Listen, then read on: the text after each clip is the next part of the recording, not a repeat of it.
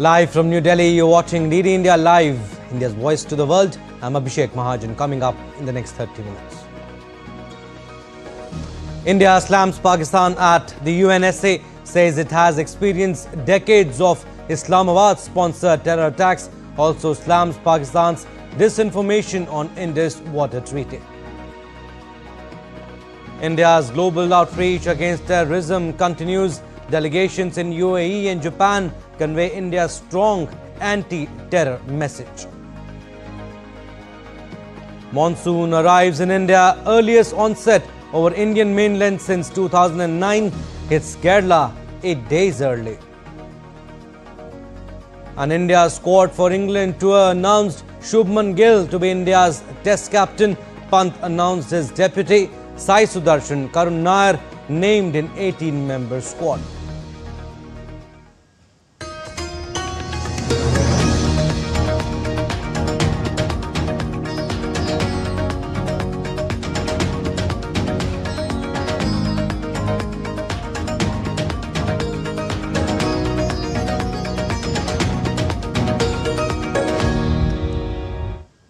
India called out Pakistan's grossly hypocritical behavior at the UN Security Council, saying a nation that makes no distinction between terrorists and civilians has no credentials to speak about protecting civilians.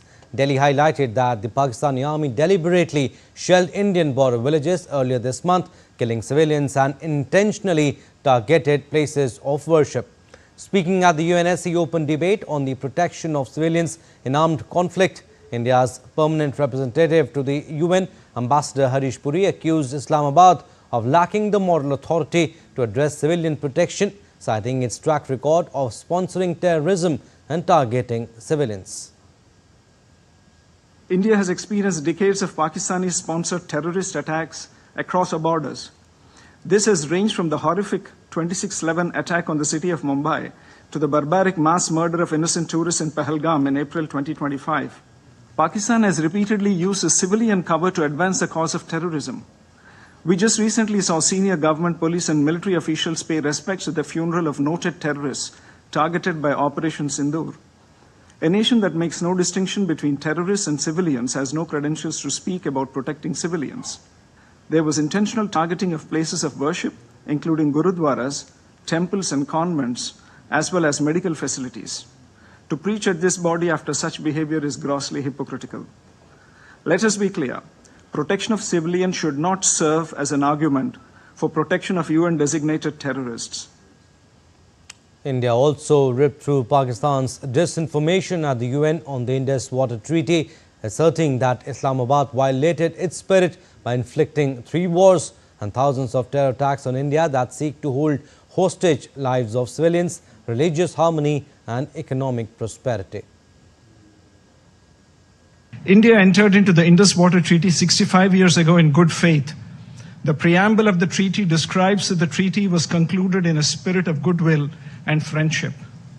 Throughout these 6.5 decades, Pakistan has violated the spirit of the treaty by inflicting 3 wars and thousands of terror attacks on India. However, Pakistan has continued to block consistently any changes to this infrastructure and any modifications of the provisions which is permissible under the treaty. In fact, in 2012, terrorists even attacked the Tulbul navigation project in Jammu and Kashmir. These cynical acts continue to endanger safety of our projects and lives of civilians. It is against this backdrop that India has finally announced that the treaty will be in abeyance until Pakistan, which is a global epicenter of terror, credibly and irrevocably ends its support for cross-border terrorism. India has intensified its diplomatic efforts to get Pakistan re-included in the Financial Action Task Force grey list. The move comes after the terror attack in Pahalgam, Jammu and Kashmir on April 22, 2025, in which 26 innocent civilians lost their lives. India is preparing to present a detailed dossier at the FATF plenary session meeting to be held in France in June 2025. The dossier will contain evidence of Pakistan's repeated failure to stop terror financing and misuse of international funds. Pakistan has not taken effective action against UN-designated terrorist groups such as Lashkar-e-Toiba and Jaish-e-Mohammed. Pakistan was previously on the FATF grey list from 2018 to 2022 due to which it faced difficulties in accessing international financial assistance. India argues that the decision to remove Pakistan from the grey list was premature, as it is still not fully capable of stopping terrorism financing. Being included in the grey list can have a profound impact on Pakistan's economy, as it reduces the confidence of international banks and financial institutions, making it difficult to obtain investments and loans. India plans to strongly raise this issue before the member countries of FATF. These countries include countries like America, United Kingdom, Japan and India. India needs the unanimous support of all member countries to get its point across. For this, India has already started bilateral discussions with many countries and is raising its concerns at global forums. India has also recently raised allegations of Pakistan sponsoring terrorist activities at the United Nations and other international forums. This issue is also important for global counter-terrorism efforts. All right, in line with his commitment to take all the states together as Team India for a Viksit Bharat, Prime Minister Modi chaired the 10th Governing Council meeting of Niti Aayog in New Delhi. We are getting you the shots from Niti Aayog. This year's theme is Viksit Rajya for Viksit Bharat at 2047, with the central focus on states and thereby making India a developed nation. Measures for promoting entrepreneurship, enhancing skilling and creating sustainable employment opportunities across the country also deliberated in the meeting. The Governing Council of Niti Aayog also focused on the themes of the 4th National Conference of Chief Secretaries held during 13th to 15th December 2024. Viksit Bharat is the goal of every Indian. When every state is Viksit, then Bharat will be Viksit. This is the aspiration of his 140 crore citizens, said Prime Minister Narendra Modi. Another all-party delegation led by Congress MP Shashi Tharoor, including members from the BJP, Telugu Desam Party and Jharkhand Mukti Morcha Party, is visiting Guyana to spread united message against terrorism. The group will transit through New York, where they will be visiting the 9/11 memorial before heading to their first destination, Guyana. Before his departure, Shashi Tharoor said that the delegation will share India's stance on terrorism and tell the world how India has been suffering from the past many years. The delegation will also be visiting USA, Panama, Brazil and Colombia. The reason we're going is to speak for the nation, to speak about this horrendous crisis we were subjected to, in which our country was attacked by terrorists in the cruelest possible way. We need to speak up with clarity and conviction for our country, for our response, and to give the world the message that we will not be silenced by terrorism. And we don't want the world to look away either.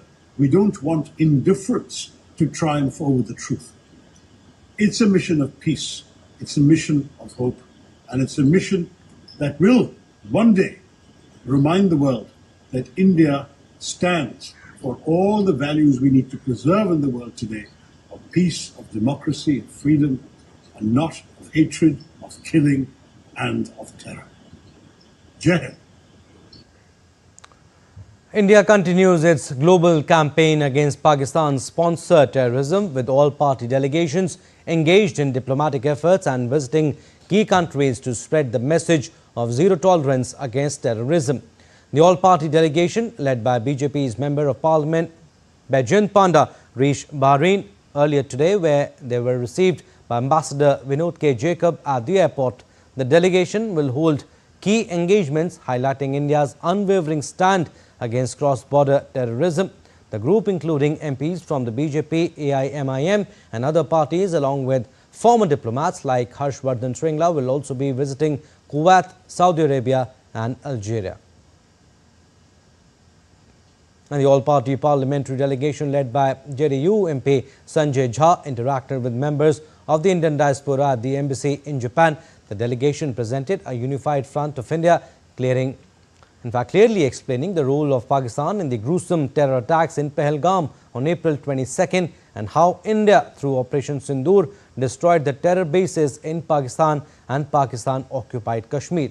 Further, they emphasized India's zero tolerance to terrorism and conveyed the messages that terror and talks cannot go together, blood and water cannot flow together. They reaffirmed India's unwavering commitment to combating cross-border terrorism and urged the Indian diaspora to continue to spread this message to every corner of Japan. And the delegation concluded their visit by paying floral tributes to freedom fighter Ras Bihari Bose at Tama Cemetery in Tokyo on the eve of his birth anniversary today.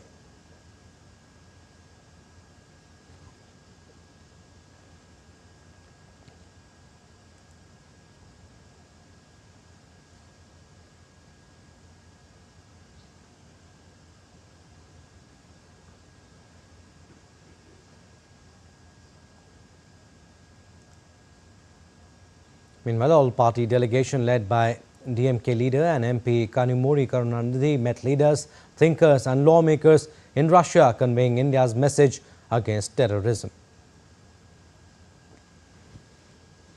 They understand that it is a very, very important point the world is facing, and it is an issue which does not affect India. It affects the entire world, and no country should be harboring, terrorists, training them or supporting them or allowing them to use that country to create their base. Meanwhile, the all-party delegation led by Shiv Sena MP Dr. Shrikant Eknath Shinde have successfully concluded their highly productive visit to the UAE, further strengthening India-UAE cooperation in the fight against terrorism in all its forms and manifestations.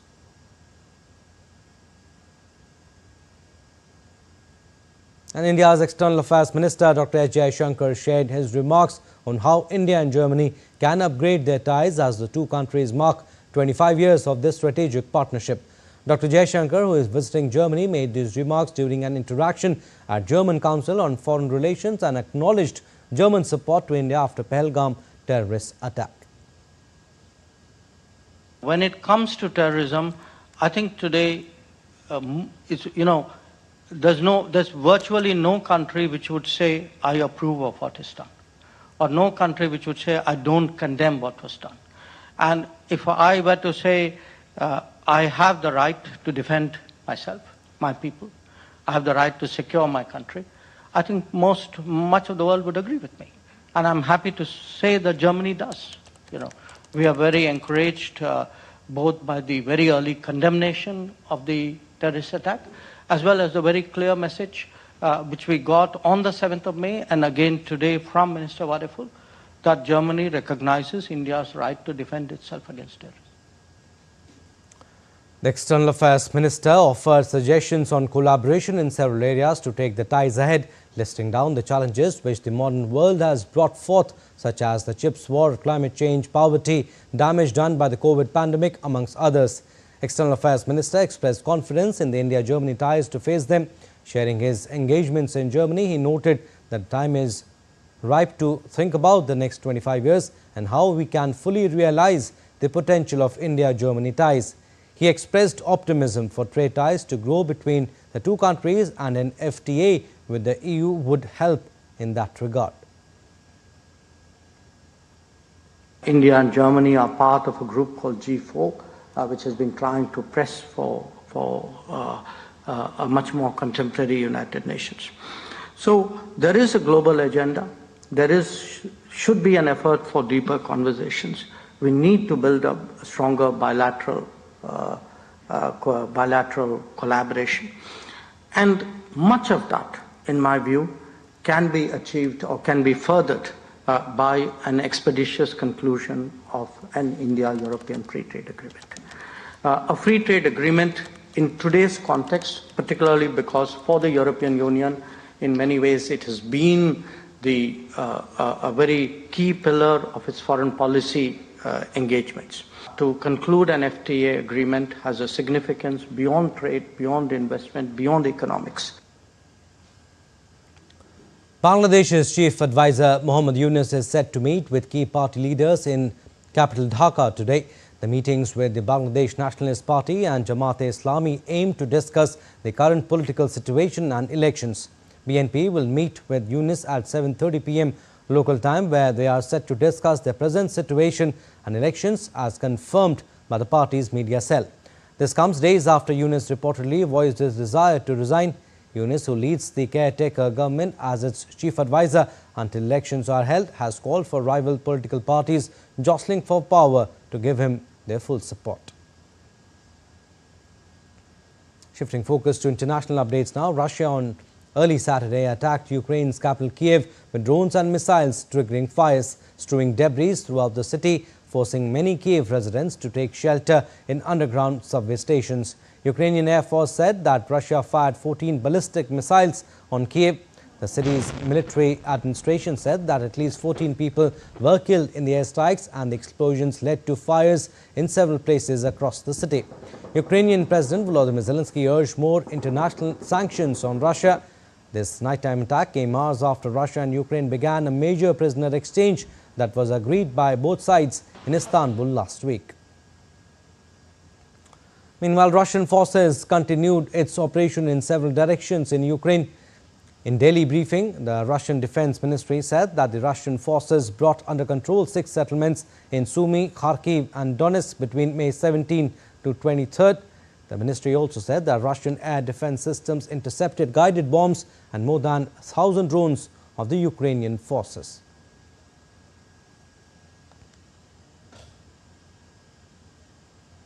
All right, still to come on this edition of DD India Live. The Cannes Film Festival draws to a close today, and we get you the latest updates from there. And Napoli wins its second Serie A title in 3 years after edging out Inter Milan by 1 point.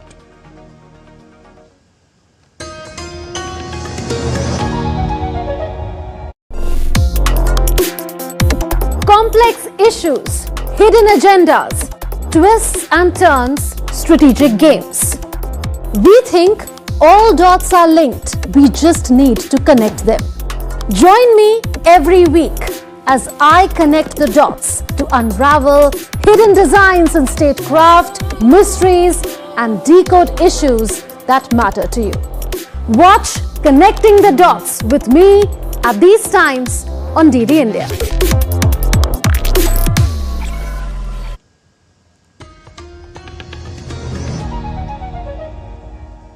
Welcome back. You're watching DD India Live. I'm Abhishek Mahajan.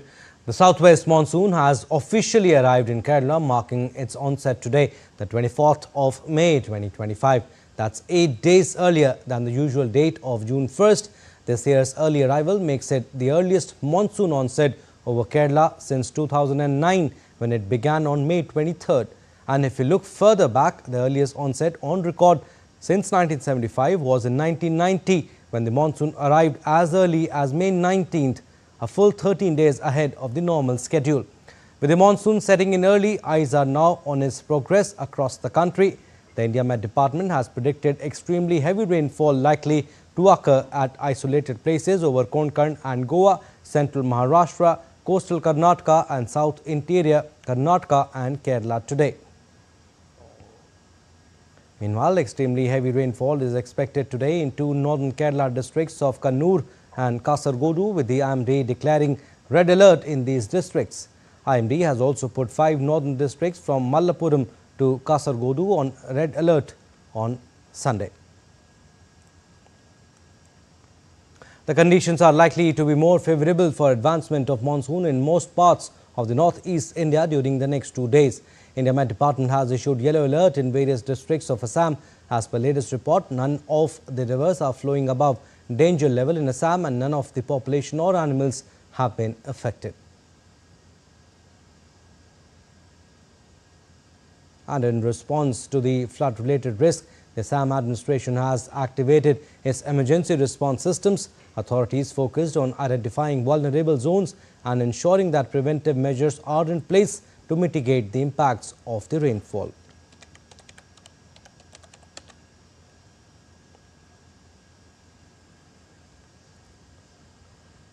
And for unlocking the brightest potential of the northeastern part of India, the Union government has prepared a blueprint.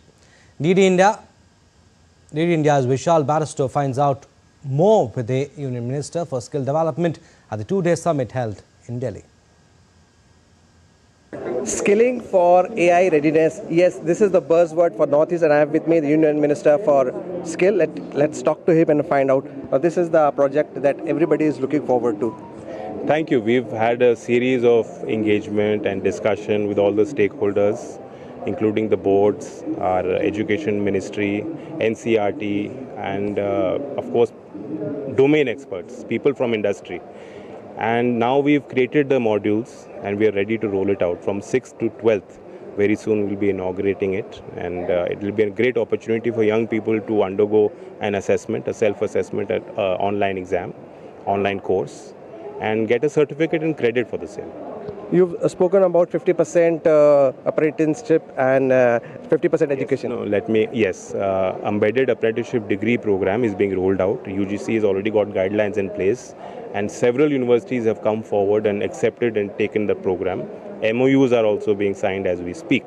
And it's a great opportunity for young people in engineering colleges, in even doing a BCom or a B.Ed, to get exposed to the kind of shorter duration skilling courses that are required by industry and employers today. Another vital thing that we've done for the Northeast, instituted a great reform, and we're going to track it for the next 1 year, is our increase in the stipend support given to our NAPS, under NAPS scheme, National Apprenticeship Promotion Scheme. This is a scheme where pathways for young people to get gainful employment are opened up through industry. What we were finding was that this scheme was not getting enough traction in the Northeast because there were challenges. Local industry levels were low compared relatively to the rest of the nation. And also a lot of the young talent from Northeast was had to migrate for employment opportunities. So what we've done is that anyone from the Northeast with Northeast domicile, whether they're working here in Delhi or Mumbai, if they want to become an apprentice, they should come forward, sign up for the scheme. And we are going to give them double the stipend support that is available for other beneficiaries throughout other regions. So there you heard the minister. Northeast is all set for a big leap, and leapfrog is all because of the Modi government that is taking keen interest in the northeastern region. With cameraman Rana in Delhi, this is Vishal Barrister for DD India. Talking about Cannes Film Festival, 10 years after Masan, Neeraj Ghewan returns to uncertain regard at the competition section at Cannes Film Festival with Homebound, a drama following two childhood friends. Neeraj Ghewan talks exclusively to DD India about overwhelming response Homebound getting at Cannes. I'm at Cannes Film Festival, and right now I'm very thrilled to be speaking to one of the most compelling voices of Indian cinema right now. We have Neeraj Ghewan with us. It was great. You got the much needed, well-deserved, overwhelming standing ovation at the screening of Homebound. Tell us about that. It meant so much. You're sitting there with your entire crew, finally watching the film. I've seen the film 100 times, but मेरे को लगा अब क्यों रो रहे हो? But suddenly just sitting there, and all people from all across the world, and you're representing India at that stage, I just cried out, and so many people were crying. It was, overwhelming is also a small word to say. Okay. This is not your first time at Cannes, and you have made history at Cannes earlier also with the film like Masan. So tell me, what's so special about Homebound? This kind of story relates with everyone. So I think that is what was special for them. How was working with this team, which come very different, contrasting journeys both of you have, Karan Johar and Neeraj? I feel that I was blessed to have these people around. I'm just saying, for Karan Johar, the biggest producer in India and with the biggest studio, to back this film is something that nobody is talking about. It's a very big thing for me. You are representing Indian cinema here. So how symbolic is it, and how Indian cinema is really creating waves at Cannes Film Festival or any other festival around the world? Absolutely. I think also we have to acknowledge the big thing that happened last year was Payal Kapadia's film, which actually broke the jinx that we will never get selected in the main competition. She made it to the main competition, also won the top prize. she just broke the ceiling for all of us, and she has paved the way. So even this time when I came back, it felt like a homecoming for me, because I've come back after 10 years to the same place where it all started for me. That is Mr. Neeraj Ghewan here at Cannes, making India proud with amazing film called Homebound, which is taking Indian cinema around the world. With camera person Sumit, this is Jaya Sinha reporting for DD India from Cannes. And the Board of Control for Cricket in India on Saturday announced India's test squad for England tour. The Ajit Agarkar-led committee named Shubman Gill as new test captain, while wicketkeeper batter Rishabh Pant has been announced his deputy. Gill succeeds recently retired Rohit Sharma. Karun Nair, who scored a triple ton against England in his debut series in 2016, makes a comeback to the national squad after almost 8 years. Besides Karun Nair, Sai Sudarshan has also been rewarded for his performance in the IPL. Also, he has done well in domestic cricket. Notably, Mohammad Shami, Sarfaraz Khan and Harshit Rana has been left out from the 18-man squad. Football now. Napoli wins its second Serie A title in 3 years after edging out Inter Milan by 1 point on Saturday. Scott McTominay scored with an acrobatic bicycle kick before halftime, and Romelu Lukaku doubled the lead with a solo goal after the break in the decisive 2-0 home win over Cagliari. Meanwhile, Antonio Conte became the first coach to win the Italian championship with 3 different teams. That's all we have in this edition of DD India Live, but do let us know your thoughts on the news of the day. For those on the go, you can get all the latest news and updates from India and across the world on DD India mobile app. The app is available on both Android and iOS. Scan the QR code on the screen to download now. And we'll be back with more news as it breaks here on DD India. I'm Abhishek Mahajan. From all of us here in Delhi, thanks for watching DD India Live.